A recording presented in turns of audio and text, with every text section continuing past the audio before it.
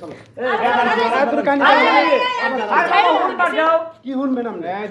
শুরু করছেন টানাটানি করতেছেন কেন আপনি? সমস্যা কি? আমার বউ ভাই লেগে টানতেছে। আপনার বউ এত টানাটানি করবেন কেন? কানে কোনো জিজ্ঞাসা শুনে ও যাইতেছে না। এই আপনি এর বিয়ে করছেন?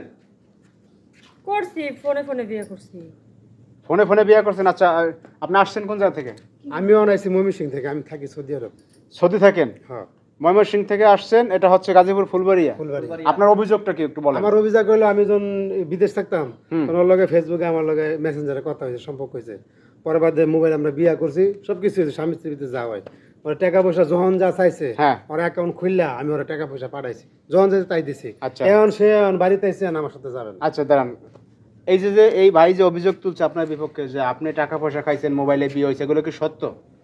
ভাই ফোনে বিয়ে করছি, তারপরে সে টাকা পাঠাইছে ঠিক আছে, কিন্তু সে যে দেশে আসবো, আমার নিয়ে চলে যাবো, সংসার করবো, এটি তো আমি ভাবিনি। আচ্ছা, আমি মনে করছি সে বাইরেই থাকবে। আপনি প্ল্যান হয়েছে আপনি টাকা পয়সা পাঠাবেন, খাইবেন লইবেন, কোনো চিন্তা ভাবনা নেই, কিন্তু বিয়ে শাদীর পক্ষে আপনি না, এই তো? না আমি এই যে মোবাইলের মাধ্যমে তাহলে এগুলো করছেন কেন বিয়ে?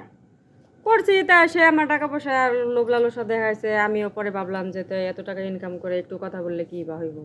পরে ফোনে ফোনে বিয়ে, এটা তো কোনো ম্যাটার না, সে এক দেশে আমি এক দেশে, এইভাবেই করছি আর কি। তা এখন যেভাবে করুক বিয়ে তো করছেন।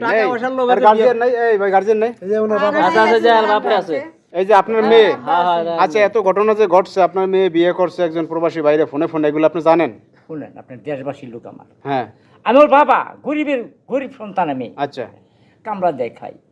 এই মেয়েটা এই বিদিক যে করছে এটা আমি জীবনও জানি না। আমার আচ্ছা আপনি কইনি আপনি কিছু। জানেন না, এই তো? না। আচ্ছা এখন যেহেতু জানলেন, আপনার মেয়েও স্বীকার করলো সবার সামনে যে না ফোনে ফোনে তাদের মধ্যে বিয়ে হয়েছে, টাকা পয়সা খাইছে, হ্যাঁ। এখন আপনি কি সিদ্ধান্ত নিয়েছেন, কি করবেন? এই আমি মেয়ের- যখন শুনলাম, হ্যাঁ। বুঝছেন, যেটা ভালো হয় আপনার দেশবাসীরা করে দেন। আচ্ছা যাই হোক, আব্বা, সুন্দর আমি কথা একটা বলছেন। কই। তোমার মাইয়া যে কাহিনীটা করছে আমাকে একবারে জানাইছে, আমরাও তো বোন, আমাকে একটা ভবিষ্যৎ আছে না? বাবা রে। পাড়ার লোকে যদি যে শুনে তাহলে আমাকে ভবিষ্যতে কিছু থাকবো। বাবা রে, আমি জন্ম দিছি, আমি তো জানি না, আর তোমরা কি আচ্ছা জানো? দাঁড়ান, এখন আপনি কি করতে চান সর্বশেষ? আপনার সাথে তো যাবেন আসে।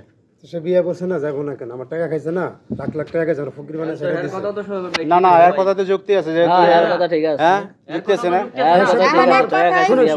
ওর সাথে আমার ওরকম কমিটমেন্ট হয়েছে, আমার বিয়ে করবো, আমার সংসার করবো, আমি বাংলাদেশ আইলে, তাহলে এখন যাবো না কেন? জিজ্ঞাসা করো, আমার টাকা দিয়ে দেব। না এখন উনি তো বলতেছে যে না উনি তো বলতেছে যে আপনার সাথে যে টাইম পাস করছে সে টাইমের একটা মূল্য আছে না, এটা উনি বলতেছে। উনি তো সেটা বলে না যে টাইম পাস করবো আমার সাথে, ওরকম কন্টাক্ট হয় নাই তার আপনার সাথে কথা বলছেন কেন? এর সাথে যে সংসারে আপনি না করতে চান, এই কথা বলছিলেন কেন? টাকাটাই বা কেন আরে খেলেন? ভাই আমি তো তখন মনে করছি যে ইনি হয়তো বা বাংলাদেশে আইবো না, বাইরেই থাকবো, এটা মনে করে তাহলে তো আপনি ধান্দা শুরু করছেন কি?